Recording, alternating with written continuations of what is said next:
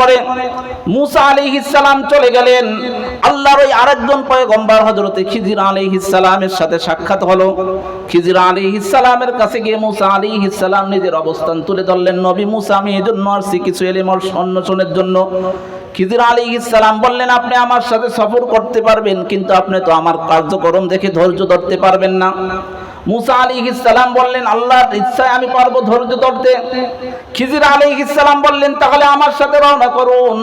কিছু দূর যাওয়ার পরে একটা নদী পার হলো, যেমনি ভাবে আমাদের নদী পার হতে হয় নৌকা দিয়ে, ট্রলার দিয়ে, খিজির আলাইহিস সালাম মুসা আলাইহিস সালামকে নিয়ে এভাবে নৌকা দিয়ে নদী পার হলেন।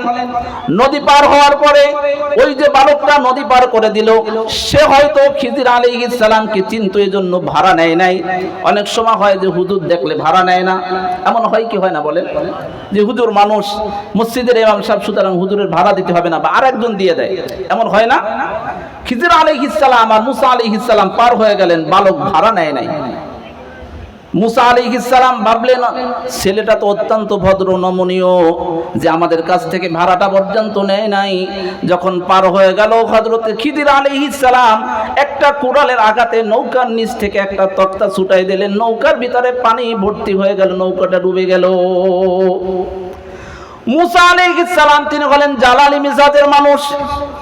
মুসা আলাইহিস সালাম বলে বসলেন, এই কামটা কি করলেন আপনি? এই ব্যক্তি আমাদেরকে পার করে দিল, কোনো টাকা নিল না, তার বিনিময়ে আপনি প্রতিদান এটা দিলেন। খিজির আলাইহিস সালাম বললেন, ক্বালা আলাম আকুল লাকা ইন্নাকা লান তাসতাতিয়া মাইয়া সাবরা, আপনি আমার সাথে চললে আপনি ধৈর্য ধারণ করতে পারবেন না, এত তো আমি আগের থেকেই বলেছি। মুসা আলাইহিস সালাম বললেন, এইবারের মতো মাফ করে দেন, আমাকে একটু আপনার সঙ্গে থাকতে দেন। মুসা আলাইহিস সালাম কিছু দূর যাওয়ার পরে সাথে হযরত খিজির আলাইহিস সালাম রওনা হলেন। মাঠের মধ্যে কিছু বালকরা খেলাধুলা করতেছে। মুসা আলাইহিস সালাম দেখলেন হযরত খিজির আলাইহিস সালাম একজন বালককে ডেকে এনে তাকে সাথে সাথে হত্যা করে দিলেন। মুসা আলাইহিস সালামের রাগ আরো বাড়তেছে, কিন্তু জিজ্ঞাসা করতে পারে না, যে আগে একবার জিজ্ঞাসা করে সে তো আমাকে তার থেকে বিদায় করে দিতে চেয়েছে, সুতরাং এখন আবার জিজ্ঞাসা করলে আর তো সফর করা হবে না। মুসা আর খিজির আলাইহিস সালাম সামনে অগ্রসর হলেন।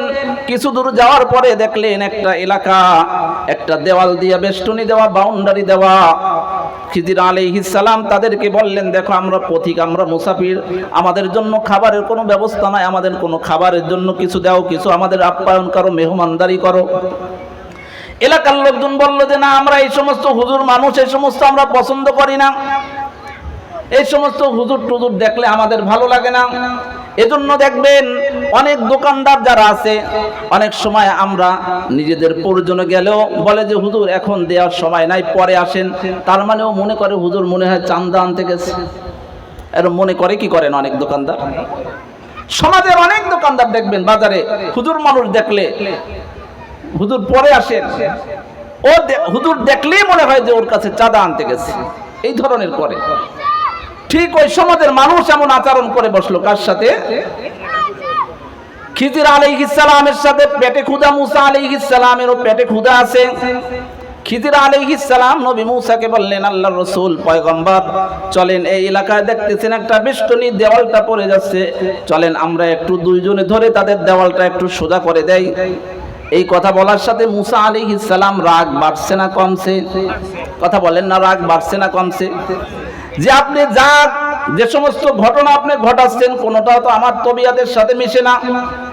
আপনি অন্যায় ভাবে ট্রলার থেকে আপনি তক্তাটা ছুটাইলেন, ট্রলারের মধ্যে পানি উঠে গেল, সুতরাং ওই ব্যক্তি ক্ষতিগ্রস্ত হলো, পরিবারটা ক্ষতিগ্রস্ত হলো। এরপরে আপনি একটা নিষ্পাপ বালককে আপনি হত্যা করে ফেললেন। এরপরে এরা আমাদেরকে খাইতে দিল না, এরা আমাদেরকে বসতে দিল না, এরা আমাদেরকে একটু বিশ্রামের জায়গা দিল না, সুতরাং বিনা পরিশ্রমে কেন আমাদের এই কাজ করে দিতে হবে? মুসা আলাইহিস সালাম বলতেছেন, আপনার সাথে আমার আর সফর করার দরকার নাই, আপনি এই সমস্ত কাজগুলো কেন করেছেন এই ব্যাখ্যাগুলো আমাকে দিতে হবে। খিজির আলাইহিস সালাম বললেন, নবী মুসা, আমি আল্লাহর পক্ষ থেকে অনেক কিছু আমি জানি, আল্লাহ তাআলা আমাকে ইলম দিয়েছেন, তার মাধ্যমে আমি আল্লাহর পক্ষ থেকে আমি ইলম অর্জন করে আমি অনেক কিছু সামনে ভবিষ্যতের কিছু জিনিস আল্লাহ তাআলা জানিয়ে দিয়েছেন, এজন্য আমি জানি।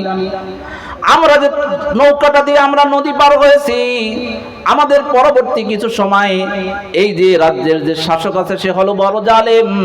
সে কারো ভালো কোনো সুন্দর জিনিস পাইলে সে সেটা নিয়ে যায়। আমি যে বালকের নৌকা দিয়ে পার হয়েছি, এই বালকের মতো সুন্দর দ্বিতীয় আর একটা কোনো নৌকা নাই। আমি যদি খিজির আল্লাহর নবী, আমি যদি তার নৌকার একটা তক্তা আমি ছুটাই না দিতাম, তাহলে ওই জালেম বাদশা এই বালকের নৌকাটা নিয়ে যাইতো, চিরদিনের জন্য সে অভাবগ্রস্ত হয়ে যাইত। সুতরাং আমি সামান্য ক্ষতি করে তাকে মহৎ ক্ষতির থেকে আমি তাকে বাঁচিয়েছি, আর এই ইলম আল্লাহ তাআলা আমাকে আগের থেকেই দান করেছেন। এখন মুসা আলাইহিস সালাম ভাবতেছেন এ তো তাহলে ভালো ছিল। 2 নম্বর বলতেছেন বালকটাকে নিষ্পাপ বালকটাকে কেন হত্যা করলেন? খিজির আলাইহিস সালাম বলতেছে হত্যা এজন্য করেছি, আল্লাহ তাআলা আমাকে জানিয়েছেন ওই যে বালক সে তার বাবা মায়ের জন্য পরবর্তীতে বাবা মায়ের জন্য সে অশান্তির কারণ হবে, বাবা মায়ের জন্য সে ক্ষতিকার হবে, এজন্য আল্লাহর অর্ডারে আমি তাকে হত্যা করে ফেলেছি।